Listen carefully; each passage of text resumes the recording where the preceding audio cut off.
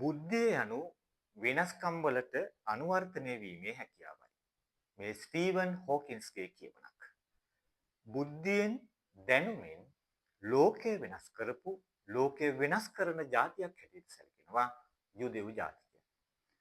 යුදෙව් ජාතිකයන්ගේ මේ බුද්ධියෙන් දැනුමෙන් ලෝකය වෙනස් කරපු සිදුවීම් පිළිබඳව අපි මදක් විපරම් කරලා බැලුවොත් පෝලියෝ එන්නත සොයාගන්නේ යුදෙව් ජාතිකයෙක්. කොලරා මර්ධන ඖෂධය හොයාගන්නේ යුදෙව් ජාතිකයෙක්. ඒ එක්කම ව්‍යාපාරික ලෝකයේ දැවැන්තයන් වුණු අදටත් ව්‍යාපාරික ලෝකයේ බිලියනපතියන් වෙලා ඉන්න Facebook නිර්මාතෘ මාර්ක් සකර්බර්ග් යුදෙව් ජාතිකයෙක්.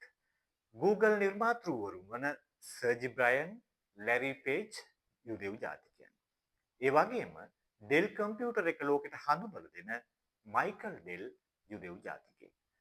ඔරකල් නිර්මාතෘ ලැරි එලිසන් යුදෙව් ජාතිකයෙක්. ඒ එක්කම ස්ටීවන් ස්පීල්බර්ග් වගේ ශ්‍රේෂ්ඨ චිත්‍රපට අධ්‍යක්ෂකවරු යුදෙව් ජාතිකයන්. ඒ වගේම තමයි ඉතිහාසයේ හිටපු ශ්‍රේෂ්ඨ දාර්ශනිකයින් වුණු ඇල්බර්ට් අයින්ස්ටයින් යුදෙව් ජාතිකයෙක්. මනෝවිද්‍යාවේ පියා හැටියට සැලකෙන සිග්මන්ඩ් ෆ්‍රොයිඩ් යුදෙව් ජාතිකයෙක්. ඒ එක්කම මහා දාර්ශනික කාල් මාක්ස් යුදෙව් ජාතිකයෙක්.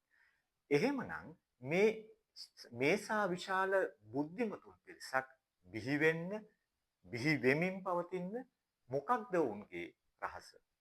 බොහෝ දෙනෙක් හිතනවා යුදෙව් ජාතිකයන්ගේ DNA වෙනස් කියලා. ඔවුන්ගේ ජාන වෙනස් කියලා. මේ නිසා ඔවුන් බුද්ධිමතුන් වෙලා ඉන්නවා කියලා. හැබැයි විද්‍යාව කියන්නේ හැම වෙලාවකම කෙනෙක්ගේ බුද්ධිය තීරණය වෙන්නේ පරිසරය, සංස්කෘතිය, අධ්‍යාපනය කියන කාරණා මතයි කියලා. යුදෙව් ජාතිකයන් බුද්ධියෙන් දැනුමෙන් ලෝකය වෙනස් කරන්නට අද කටයුතු කරද්දී ඉතිහාසයේ කටයුතු කරද්දී ඔවුන්ගේ ජාතියක් හැටියට ඔවුන් අනුවර්තනය වීම පහසු ගමනක් ඔස්සේ ආව එකක් නෙමෙයි.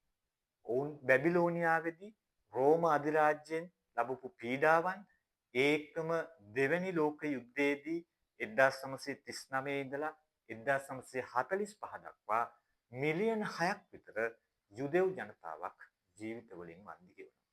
ඒ හැම මොහොතකම ඔවුන් කල්පනා කරපු එකම දේ තමයි අපෙන් මොන දේ උදුරගත්තත් අපෙන් මොන දේ පැහැරගත්තත් අපේ දැනුම අපේ බුද්ධිය පැහැර ගන්නට ලෝකේ කිසිවකුට බෑ කියන සංකල්පය. යුදෙව් සංස්කෘතිය ඇතුලේ ඔවුන්ගේ ටල්මට් කියන ධර්ම ග්‍රන්ථයේම කියනවා එක තැනක දරුවෙක්ගේ අධ්‍යාපනය අහිමි කිරීම යනු එම දරුවා මිය යාමට ඉඩ සැලැස්වීමයි කියලා. එම ධර්ම ග්‍රන්ථයේම තව තැනකදී කියනවා පියා මේ ලෝකෙට දරුවෙක්ව බිහි කරන්නට මූලික වුවත් ගුරුවරයා තමයි මේ ලෝකයෙන් දැනුමේ ලෝකයට දරුවාව අරගෙන යන්නේ කියලා. එහෙමනම් ගුරුවරයා කියන චරිතය වඩා ශ්‍රේෂ්ඨ ගරු කටයුතු චරිතයක් හැටියට යුදෙව් සංස්කෘතිය ඇතුලේ හඳුන්වනවා. ඒ වගේම තමයි යුදෙව් සංස්කෘතිය ඇතුලේ පවුල මූලික කරගත්ත සමාජය. මේ සමාජය ඇතුලේ පවුල අම්මා තාත්තා හැම මොහොතකම උත්සාහ කරන දේ තමයි තමන්ගේ දරුවන්ට තමන්ට හැකි උපරිමයෙන් අධ්‍යාපනය ලබා දී. මේ අධ්‍යාපනය ඇතුලේ ඔවුන් හැම විටම දරුවාව පොළඹවන්නේ කුතුහලයෙන් ප්‍රශ්න අසමින් ප්‍රශ්න කරමින් ඒ ප්‍රශ්න කිරීම තුළින් දැනුම හොයා ගැනීමයි. ඉතින් බොහොමයක් සංස්කෘතීන් වල මේ ප්‍රශ්න ඇසීම බාධාකාරී දෙයක් හැටියට සලකලා එය තහනම් කරන සංස්කෘතීන් තුළ යුදෙව් සංස්කෘතිය විශේෂ වෙන්නේ ඔවුන් දැනුම මූලික කරගන්නේ හැම විටම කුතුහලයෙන් ප්‍රශ්න ඇසීම් තුළින් දරුවාව ඉගෙන ගැනීමට පෙළඹවීම තුළින්. ඒ වගේම තමයි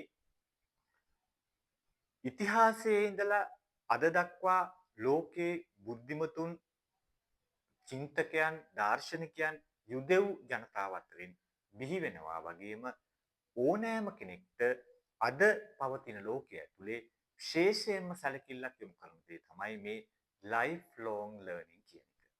කෙනෙක්ගේ ජීවිතයේ සාර්ථකත්වයට තමන්ගේ උත්සාහය කැපවීම තියෙනවා සේම පවතින තත්වයට අනුගත වීම සහ නිතර නිතර අලුත් දේවල් ඉගෙන ගැනීම ඉතාම වැදගත් කාරණයක් හැටියට මේ යුදෙව් සංස්කෘතිය ඇතුළෙන් යුදෙව් ජනතාව ඇතුළෙන් මුළු ලෝකයටම අපි හැමෝටම පණිවිඩයක් ගත හැකි කියන එක අපිට හිතන්න ඉඩ ප්‍රස්තාව විවර වෙලා තියෙනවා.